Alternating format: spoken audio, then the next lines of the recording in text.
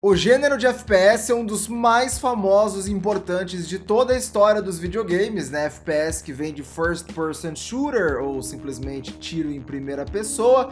Só que você sabe de onde que ele veio, onde que ele começou? Lá em 1974 foi feito um projeto de estudantes chamado de Maze War, que tinha os grids, os gráficos mais ou menos em 3D, e era só uma demonstração técnica e tecnológica de como que poderia ser se movimentar com a câmera em primeira pessoa em um ambiente que fosse 3D, mas também não era 3D porque tinha só as linhas e tal, que davam a impressão de 3D. E foi assim por muito tempo, até que em 1991 foi lançado Catacomb 3D, ou Catacumba 3D, que esse sim é considerado tecnicamente o primeiro FPS da história. Só que ele não tinha ainda a temática da grande maioria dos FPS, com armas e tal, era só a mão do personagem ali que atirava magias, etc, em bichos que estavam num cenário 3D. E ele também não teve tanta expressão, então acabou ficando um pouquinho escondido. E depois, no ano seguinte, veio aí sim o Wolfenstein 3D, esse que é considerado por muitos como o primeiro FPS da história e é muito mais parecido com a temática atual, temática de guerra, as armas, a maneira de movimentar e tudo mais. Porém, na minha visão e na visão de tantas outras pessoas, o pai do FPS moderno, aquele que trouxe o impacto, o estilo de gameplay, foi Doom. Até porque Doom teve um impacto muito maior e uma recepção muito mais expressiva do que o Wolfenstein 3D. E é sobre esse jogo que eu zerei e tive a experiência completa que eu vou falar com vocês hoje. E que experiência maravilhosa que foi. Lembrando de já deixar o seu likezão, se inscrever no canal em crescimento, isso ajuda muito aqui a gente. E claro, comentar aqui embaixo se você jogou Doom na época original, se você instalou no disquete, se você jogou só depois, não jogou, enfim, jogou os mais novos agora, né? Qual é a sua experiência e a sua história com Doom? E vamos começar falando de história, porque sim, Doom tem história, muito embora não seja o grande foco do jogo. Na época, a história só era apresentada no manual, no encarte do jogo, e dentro mesmo do game não tem também muita coisa, a não ser quando você finaliza os episódios, né? Aí aparece um pouquinho ali, mas é mais a continuação e falando pra você jogar o próximo episódio do que uma história em si. E bom, embora seja um pano de fundo, ainda é bastante importante, porque você é um fuzileiro espacial, o mais absurdo de todos, o melhor. Só que um belo dia o seu superior manda você atirar contra civis inocentes, desarmados, você recusa e é deportado, mandado embora para Marte, porque tava tendo uma missão lá e você foi mandado para lá. E aí do nada as criaturas do inferno começam a aparecer pelos teleportes que tinham aí nessa missão, nesse lugar que você tava de Marte. Todo mundo vai de base, alguns viram uma espécie de zumbi e sobra para você resolver a questão. E um detalhe interessante é que o personagem original não tinha nome, né? Porque a ideia é que se você tá na primeira pessoa é para você se sentir aquele personagem e o personagem é você. Só que depois a comunidade apelidou carinhosamente esse personagem de Doom Guy, né? Ou simplesmente cara do Doom. E ficou assim até hoje, é um dos nomes mais icônicos da história dos videogames. E falando agora de gameplay, o jogo tem 4 episódios, pelo menos nessa versão agora que tem no Steam, né, em outras plataformas também, e cada um deles eu demorei 1h30, 2 horas mais ou menos para zerar. São 5 dificuldades possíveis, eu joguei na terceira, que é a padrão, eu sempre faço isso aqui nos vídeos do canal, né, eu jogo na dificuldade normal e foi tranquilo, foi desafiador em alguns momentos, mas deu pra zerar. E mesmo sendo um jogo de 1993, a movimentação é ultra fluida, muito boa, e não é como se o Doomguy não tivesse peso, assim, fosse um papel voando. Ele tem uma aceleração, sabe? Quando você tá mirando pra um lado e correndo, e você vira pra mirar pro outro, ele dá uma paradinha ainda, né, fica meio lento e depois ele continua acelerando. Então existe essa física, digamos assim, no jogo, enfim, e funciona bem, a movimentação é muito legal. E nessa versão do Steam que vem o jogo, que foi a que eu adquiri, vem também a versão em DOS, que é uma espécie de pré-Windows, um sistema operacional pré-Windows. E eu joguei primeiro a versão de DOS para saber como que era. E basicamente, na época, não eram todos os computadores que tinham mouse. Então os controles originais também são para que você possa jogar no teclado somente. Imagina o FPS só jogado no teclado, né? E eu testei fazer isso para ver como que era e é bizarro. Eu joguei andando para frente e para trás nas setinhas do lado direito do teclado, para olhar, né, pro lado, virar a cabeça, também nas setinhas do lado esquerdo e direito, para estreifar, que é movimentar de lado olhando para frente, é no ponto e na vírgula, pertinho ali das setas, o tiro é no Ctrl e o Shift corre, e para mudar as armas 1, 2, 3, 4, 5, 6 e 7. Porque qual era o pensamento?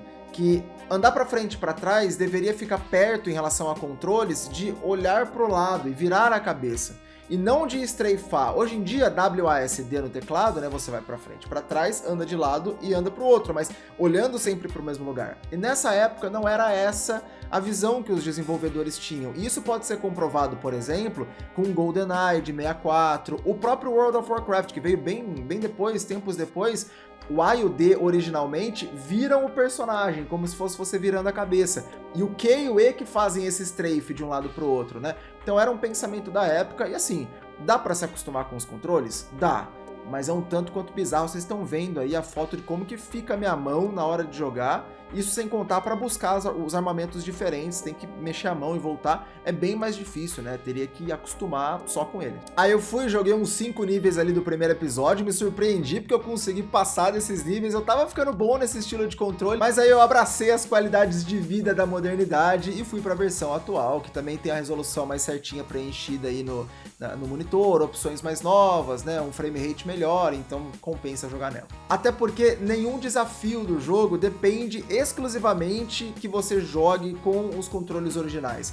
Do tipo, se você jogar com os controles atuais, o jogo fica muito pior, ou fica mais fácil, fica mais isso ou mais aquilo. Porque na época já tinha suporte a mouse, mas não eram todos os PCs que tinham mouse, por isso desse controle clássico ser só no teclado, né? Então, como não tinha nenhum tipo de desafio específico para esse tipo de controle, eu fui para a versão atual, que é muito mais interessante. E vale destacar que essa versão atual, ela respeita muito o jogo original. O mapa, o minimapa do jogo, ainda é o antigo, feião, meio quadrado, meio esquisito, é exatamente o mesmo, né? Só realmente ela pegou algumas opções e refez algumas coisinhas, remasterizou na realidade algumas coisas que eu vou falar, que deixaram o jogo com uma roupagem mais atual e rodando liso aí na maioria dos PCs atuais também. E agora falando de gráficos e principalmente ambientação. Que ambientação legal, instigante, diferente para a época, né? Aquelas coisas meio From Hell e tal, os inimigos super marcantes. Até hoje você vê a porpeta voadora lá, azul e vermelha, que joga um negócio em você, você sabe o que é, você sabe que tá falando de Doom. A posição da arma, né, no centro ali do personagem também é super clássica e, claro, foi mantida. E outra coisa, esse jogo é de 1993. A SRB, né, que é aquele órgão que coloca classificação indicativa nos jogos, foi criada em 1994. E muito por conta de Doom, por conta de Mortal Kombat e outros jogos também já mais antigos que apresentavam um conteúdo mais 18, um conteúdo mais pesado e não tinham nenhum tipo de classificação indicativa. Então imagina o BO que deu, principalmente numa época onde falar de inferno, demônio, essas coisas era muito mais tabu na grande maioria das famílias. Então também por isso eu digo que Doom teve um impacto bem maior do que o Wolfenstein.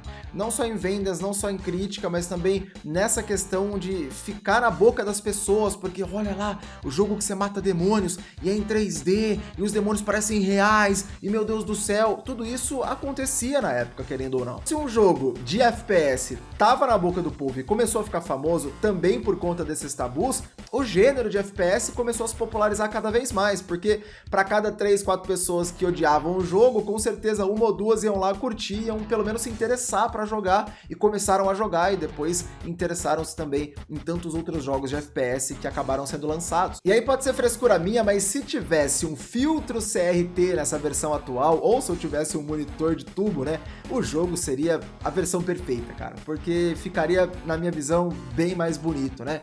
Para você que não tá ligado, antigamente os monitores de CRT, de tubo, eles tinham uma tecnologia diferente e os jogos feitos para eles também se aproveitavam dessa tecnologia, então os gráficos ficavam menos quadradões e crocantes e tinham uma suavidade maior. Eu tô colocando aí na tela alguns exemplos, né? Então, se tivesse essa opção para ter essa suavização nessa versão, seria perfeito demais, mas ainda assim, claro, é uma versão muito bonita. E com certeza tem algum jeito de colocar filtro CRT nela, mas aqui eu que não fui atrás mesmo. E falando das músicas do jogo, trilha sonora clássica, absurdamente legal, bem pesada, e aqui já tem um outro impacto do Doom também na indústria por muito, muito tempo, que é criar esse vínculo entre o metal, entre o rock e o FPS. Claro, hoje em dia nem tanto, né? As coisas evoluíram e mudaram e tudo bem. Mas durante muito tempo, essa visão do rock, do metal, junto com o FPS e dessa ambientação toda meio From Hell, foi muito forte, foi muito ligada, né? Essa ideia do metal, do demônio, essa coisa. Então, o Doom bebeu dessa fonte e também continuou esse legado. E vale a pena dizer que nessa versão atual a música foi remasterizada com perfeição, porque na versão de DOS, como é um código de áudio bem mais antigo, os graves, por exemplo, né, os bumbos ali da música ficam meio esquisitos, parecem tão estourados, era da época, tem o seu charme, é legal. Mas por que não remasterizar e trazer para a atualidade sem perder a essência, sem perder o timbre original da trilha sonora, né? E foi isso que fez essa versão atual e ficou muito bem executado. E falando dos 4 episódios, o primeiro é o mais simples de todos. Eu não tive nenhum tipo de problema, é mais para apresentar o que vai ter pela frente, né? Também muito ágil, muito dinâmico, mas as fases elas são um pouco mais tranquilas, o jogo te perdoa um pouco mais se você errar também, e os inimigos não são tantos, a munição é gigantesca, tem em tudo quanto é canto, só que eu, por exemplo, não achei a BFG no primeiro episódio, né, não sei se tem em algum lugar, mas eu acho que se tiver, tava muito escondido, eu não achei o Secret, e o boss final nem chega a ser um boss final maravilhoso, gigante, o boss final do primeiro episódio vira um inimigo comum do episódio 2, 3 e 4, mas ainda assim é um grande episódio, é muito legal. O episódio 2, pra mim, foi mais rápido, mais difícil e com mais inimigos, e isso você vai ver que vai se repetir durante todos os episódios. Como eu disse, o chefão do primeiro vira inimigo comum no segundo. Alguns puzzles têm abordagens levemente diferentes, né, com os famosos cartões azul, amarelo e vermelho. Os cartões às vezes mudam para um cartãozinho de caveira, né? Alguns segredos também têm uma abordagem diferente, mas nada fora do comum. E claro, aí você tem o primeiro grande boss final mesmo, o chefão diferenciadaço, que é muito legal de enfrentar, mas não é uma batalha difícil não, a arena é gigantesca, é bem de boa. O episódio 3, como não podia ser diferente, é ainda mais difícil do que o 2. E aqui entra um outro elemento importante. No episódio 3, você começa a ter escassez de munição, então você é obrigado a enfrentar alguns inimigos um pouquinho mais fortes com armas um pouquinho mais fracas. Os níveis eu senti que são mais curtos, mas eles têm mais inimigos neles. Os puzzles são um pouquinho mais complicados no sentido de serem mais escondidos dentro das fases, e também quando você abre uma porta vem muito mais inimigo do que antes. E o chefão final, extremamente icônico, não vou te dar spoiler, mas é muito icônico, foi o mais difícil aí até então. Finalmente, o episódio 4 saiu só na versão de Ultimate Doom de 1995. E ele é extremamente mais complexo do que os outros, porque além da escassez de munição, além dos vários inimigos e dos puzzles mais difíceis, tem fases muito mais implacáveis, no sentido que não te perdoam de maneira alguma e punem todo e qualquer erro que você fizer o tempo todo. Às vezes tem fases, até momentos, que se você cair num certo buraco, você não sai, você tem que voltar e dar um quick load, ou enfim, recarregar de alguma forma. Quase todos os lugares têm chão de lava, os pulos são super difíceis de fazer e muito milimétricos ali, né? São muito específicos, inimigos fortes, o combo completo para ser o episódio mais complicado, por isso que eu demorei um pouco mais nele. Mas o importante é o fator de se sentir melhor no jogo, mesmo que a movimentação seja limitada e a mira também seja limitada, né? Porque você não pode mirar na vertical, você só mira na horizontal. Ainda assim existe evolução, existe você ficar melhor no jogo e sentir isso. No começo, episódio 1, eu mal corria, eu mal apertava shift. No episódio 4, já tava correndo pra tudo quanto é canto, tem lugares que você só chega correndo, a movimentação fica muito mais fluida, você domina realmente o jogo, e essa sensação de evolução é muito legal, falando de um jogo que tem 30 anos. E com isso em mente, vamos então pro veredito. Jogar com os controles antigos é mais uma memória do passado. Não acho que vale tão a pena jogar com esses controles hoje,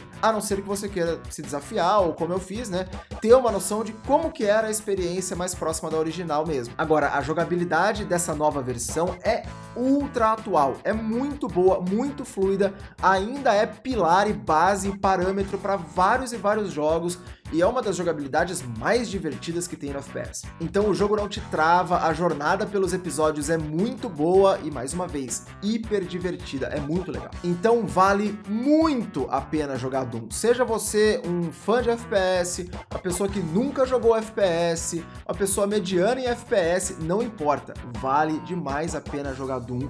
Eu fico triste por não ter jogado o original antes. E se isso não te convenceu, eu vou te dar outras 3 razões. Primeiro que é um jogo super barato, sem promoção já é super barato, em promoção eu paguei R$2 no Steam.